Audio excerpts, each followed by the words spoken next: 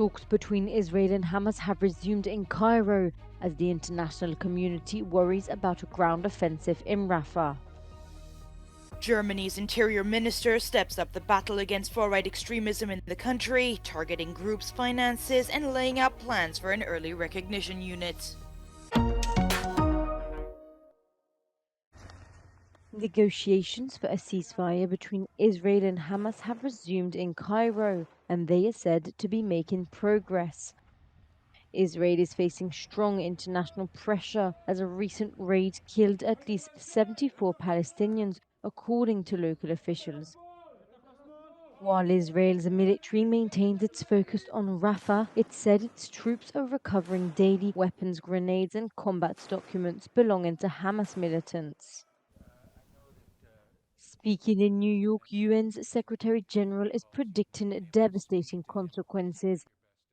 My sincere hope is that the negotiations for the release of hostages and some form of cessation of hostilities to be successful, to avoid a all-out offensive over Rafah, where the core of the humanitarian system is located, and that would have devastating consequences.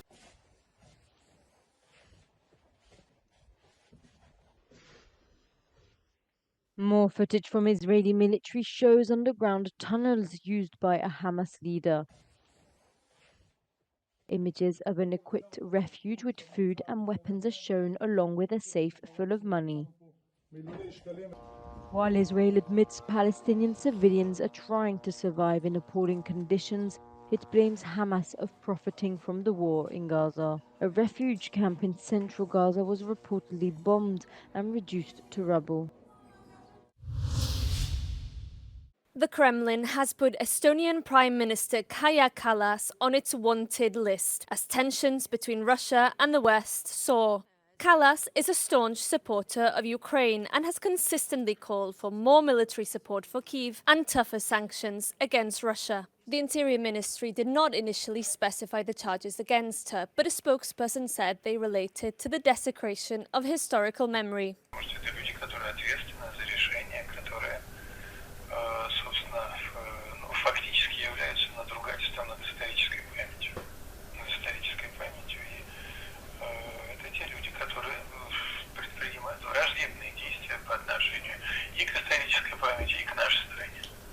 Estonian State Secretary Taimar Peterkop and Lithuanian Culture Minister Simonas Kairis have also been added to the list. Both Baltic countries have toppled Soviet monuments since Russia's invasion of Ukraine.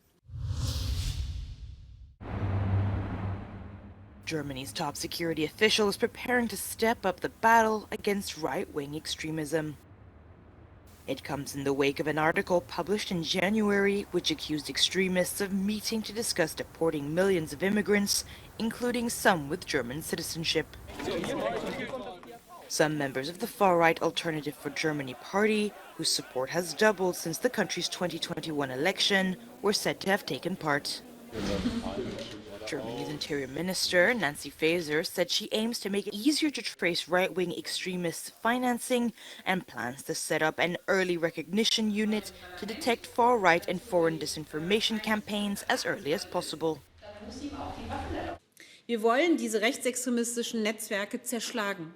Wir wollen ihnen ihre Einnahmen entziehen. Wir wollen ihnen die Waffen wegnehmen.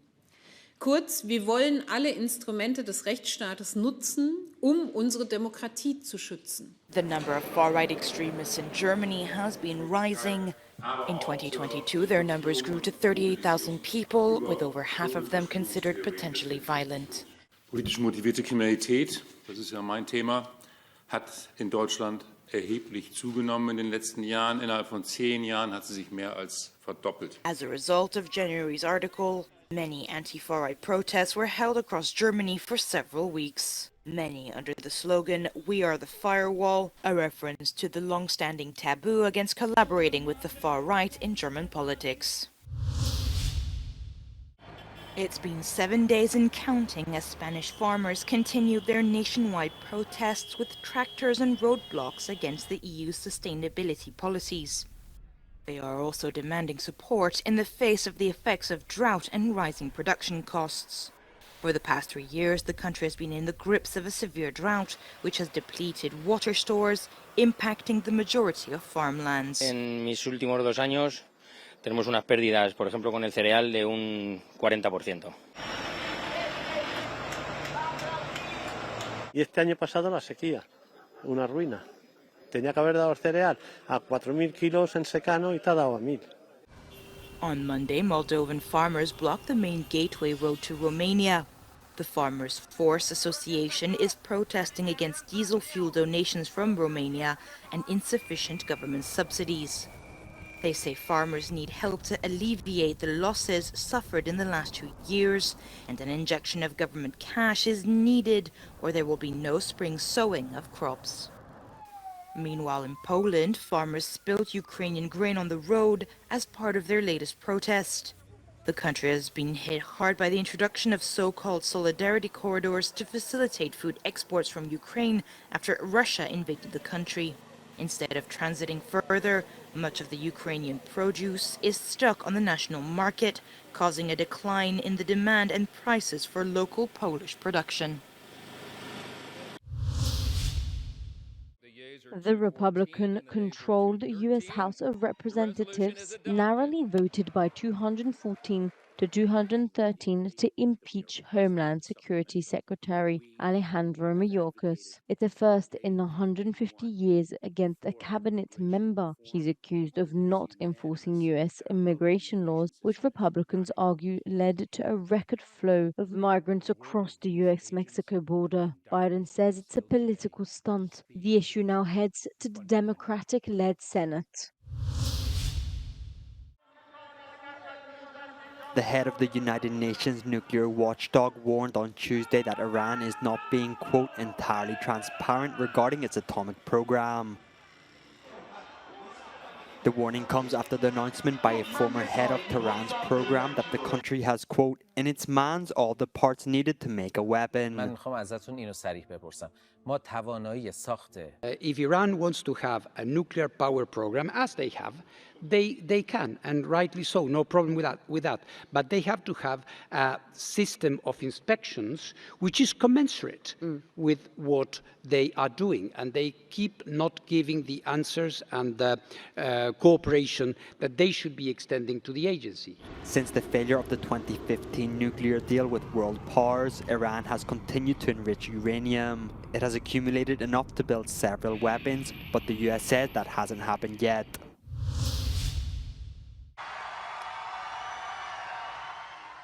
Can the EU guarantee its own defence and security? That is just one of the harsh realities the bloc may face following former US President Donald Trump's comments on NATO. The Republican frontrunner warned the US would not defend NATO countries that don't meet the alliance's spending targets.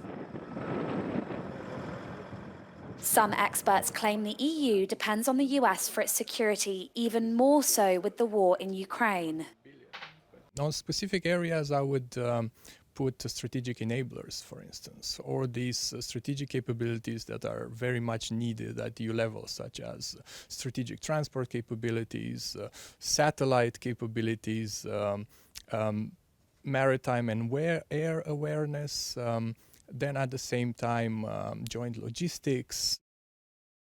But military expenditure by EU member states is significant. It was €240 billion in 2022, almost the same as China and more than double Russia. One issue is cohesiveness. According to the European Defence Agency, EU states only spend 20% of their procurement budgets on collective defence equipment. How this money is spent is crucial, with a dilemma between short and long-term needs. On short-term needs, of course, we need to replenish ammunition and capabilities and to urgently buy new capabilities. But at the same time, we need to also look on the long term, which is developing these European capabilities that we hear about in the press and in decisions.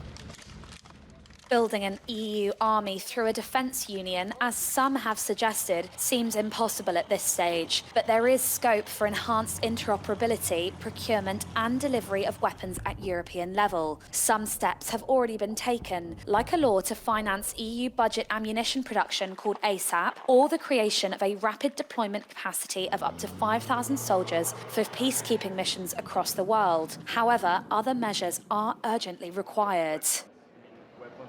When you have a war of aggression in Europe against Ukraine, when you have hybrid war by Russia against EU member states, this is the moment not to wage a war, but to deter the risk of an aggression against one of us. So if not now, I don't know when the European defense will really start to be seriously taken into consideration.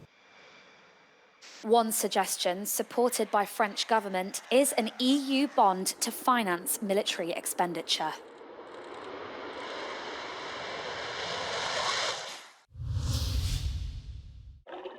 Researchers from Kiel University in Germany have discovered a wall in the Baltic Sea that is believed to be around 11,000 years old. It is an important coastal discovery and is thought to teach us more about how people lived in the last ice age. Researchers at the university assume that hunters built the wall, which is around 1 meter high and almost 1 kilometer long, to corner reindeer near a lake and then hunt them down.